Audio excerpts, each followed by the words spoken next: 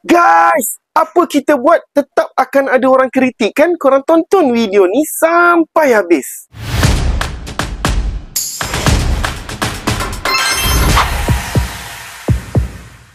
Baru-baru ni ada segelintir lah, tak semua, tapi adalah segelintir pihak yang memperlekehkan misi Gaza Sumut Flotilla ni. Kononnya usaha mereka adalah sia-sia kerana bantuan tidak akan sampai pun ke bumi Gaza.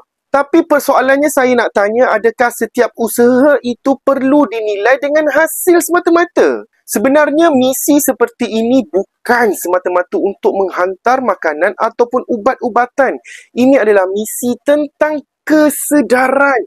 Kita nak bagi tahu kepada dunia bahawa masih ada manusia yang peduli, bahawa umat Islam masih hidup dalam jiwa yang menentang kezaliman. Kadang-kadang nilai perjuangan itu bukan pada kejayaan menghantar bantuan, tetapi pada tanda bahawa kita tidak pernah diam terhadap kezaliman yang dilakukan. Kalau kita buka sirah, kita ingat balik kisah yang sangat-sangat popular, burung kecil di zaman Nabi SAW. Burung itu cuba memadamkan api yang besar yang dibuat oleh Namrud hanya dengan titisan air di paruhnya. Logiknya memang perkara itu tidak akan berjaya, tapi Allah tak nilai pada hasilnya, tetapi Allah nilai pada usahanya. Itulah lambang keimanan, lambang cinta pada kebenaran, dan disitulah terletaknya kemuliaan. Maka mengapa kita umat Islam tak boleh yakin dengan kebenaran yang telah Allah janjikan? Sahabat-sahabat sekalian, jangan cepat menilai sesuatu usaha dengan mata kasar.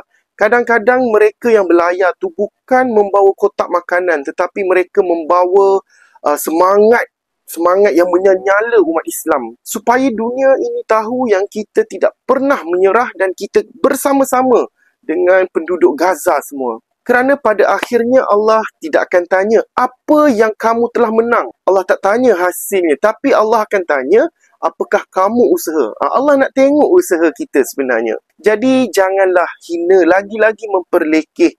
Kalau kita tak mampu nak berlayar, cukuplah dengan mendoakan mereka yang sedang berjuang dengan cara mereka sendiri. Kalau kita tak mampu bantu, janganlah pula kita mematahkan semangat mereka. Sebab dalam perjuangan ini bukan hasil yang Allah nak nilai, yang Allah nak tengok, tetapi sejauh mana usaha dan keikhlasan yang kita bawa di hadapan Allah nanti.